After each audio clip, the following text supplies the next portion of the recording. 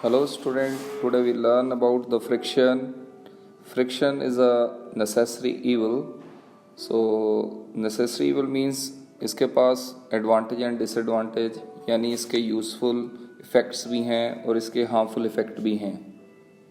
हम सबसे पहले फ्रिक्शन की डेफिनेशन जो छोटी सी लिखी है वो चेक करते हैं।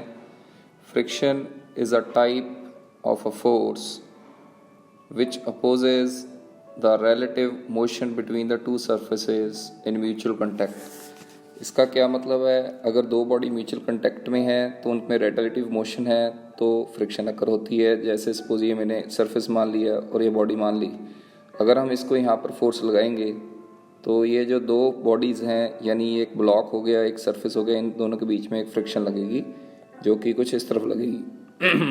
ठीक है। नाउ जब हम नेसेसरी इविल की बात करते हैं means friction has both pros and cons means advantages and disadvantages हैं। और you can say that friction is a friend, दोस्त भी है और दुश्मन भी है। तो इसके बारे में हमने एक्सप्लेनेशन देखनी है। तो हम इसमें सबसे पहले यूज़फुल इफेक्ट देखेंगे, फिर हार्मफुल इफेक्ट देखेंगे। तो सबसे पहले यूज़फुल इफेक्ट देखते हैं इसके। तो सबसे पहले जो यूज़फुल इफेक्ट है वो फ्रिक्शन हेल्प्स इन वॉकिंग। तो फ्रिक्शन हमें चलने के काम आती है।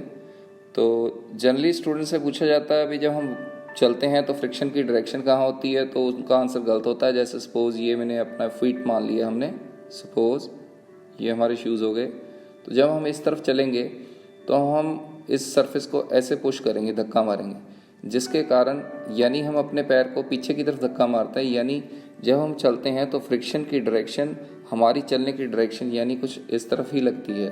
सर ये कैसे हो सकता है? देखो बेटा, आप पैर को पीछे की तरफ स्लाइड करना चाहते हैं तो फ्रिक्शन कहाँ लगेगी? In the direction. यानी चलते हुए बंदे पर फ्रिक्शन की डायरेक्शन वही होती है जो कि उसकी खुद की होती है। यानी मोशन अगर इस तरफ है तो फ्रिक्शन की डायरेक्शन भी इस तरफ ही होगी। चलो सर ये ठीक है। Friction helps in holding the substance. जैसे कोई चीज़ है, अगर आपने उसको पकड़ना है तो आप दोनों साइड से यहाँ से और यहाँ से ग्रिप करेंगे, और जब ग्रिप करेंगे तो फ्रिक्शन होगी। अगर फ्रिक्शन नहीं होगी तो ये नीचे गिर जाएगा। ठीक है। For holding the substance friction जरूरी चाहिए। It's helps in holding the writing medium that is chalk, pen, pencil etcetera without slip while writing. जब भी आप पेन से या पेंसिल से या चॉक से किसी वाइट बोर्ड पर या ब्लैक बोर्ड पर लिखते हैं तो उसके लिए अगर उन दोनों सरफेसेस में फ्रिक्शन नहीं है तो वो उस चीज़ को होल्ड नहीं कर पाता। तो यानी राइटिंग के लिए हमें फ्रिक्शन की ज़रूरत है। Helps to stop the car by applying the brakes. आप गाड़ी चला रहे हैं तो जब आप ब्रेक्स पुश करते हैं तो गाड़ी तो ही रुकती है अगर फ्रिक्शन होगी, अगर नहीं होगी तो वो नहीं रुकेगी। नेक्स्ट है use to transmit power in clutch and pulley system. जैसे क्लच में दो यूं करके एक सर्कुलर प्लेट कह लेते हैं, दूसरी एक सर्कुलर प्लेट कह देते हैं। इन दोनों में अगर फ्रिक्शन है, अगर ये पावर लेकर आ रही है तो इसमें पावर आ रही है तो ये इसको मतलब ऐसे इसको कोई हमने अटैच नहीं किया होता, फ्रिक्शन के थ्रू ही ये दोनों अटैच होती हैं, जिसके कारण ये घूमती है तो ये घूमती घूमती इसको भी पावर दे देती है। सिमिलरली पुली के बारे में कहें तो ये जैसे कोई पुली है और ये बेल्ट लग रही है, इस पुली को हमने पावर दी है तो ये पुली इस तरफ घूम रही है, जिसके कारण बेल्ट इधर घूम रही है। ये बेल्ट और इस पुली में फ्रिक्शन है तो ये फ्रिक्शन होगी, तो ये फ्रिक्शन होने के कारण इस पुली को भी रोटेट कर देगी, जिससे इसमें पावर आ जाएगी। ठीक है सर। नट्स एंड बोल्ट्स, जितने भी नट्स एंड बोल्ट है, जैसे आप बोल्ट के ऊपर नट चढ़ा रहे हैं तो नट उसके ऊपर तो ही रहता है कि बोल्ट और नट में फ्रिक्शन होती है। जनरली वॉशर भी डाल देते हैं, क्यों वॉशर तब डालते हैं, आगे डाल देते हैं, वॉशर से फ्रिक्शन सरफेस थोड़ा और ज़्यादा बढ़ जाता है। तो नट्स एंड बोल्ट्स में भी फ्रिक्शन का ही काम है। होल्डिंग नेल्स, नेल्स मतलब हम कह सकते हैं कील। कील जैसे हम किसी दीवार में या वुड में डालते हैं, ठोकते हैं कह सकते हैं हम, तो तभी होल्ड करके रखती है, भी उन दोनों में फ्रिक्शन होती है।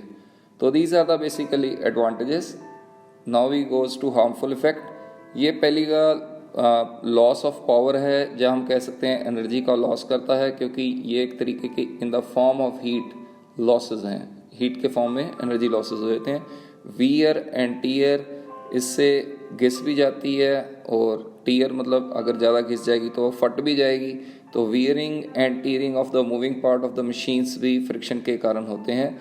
लेकिन हम फिर भी देखो, फ्रिक्शन एक ऐसी चीज़ है, दोबारा से मैं ये बोलूँगा भी फ्रिक्शन नेसेसरी इविल इसलिए बोलते हैं भाई फ्रिक्शन की ज़रूरत भी है लेकिन वो अच्छा भी नहीं है, लेकिन उसके बगैर कोई काम भी नहीं होने वाला। तो यानी फ्रिक्शन के दोनों ही इफ़ेक्ट्स हैं, तो this is the basically harmful effects. कई टीचर्स ऐसे ही बोल देते हैं भी टायर घिस जाते हैं, वो ठीक है, चप्पल घिस जाएगी, टायर घिस जाएगा, वो ओके है, वो वियर एंड टीयर का ही पार्ट है, तो उसी के अंदर आएगा। ठीक है, थैंक यू स्टूडेंट्स।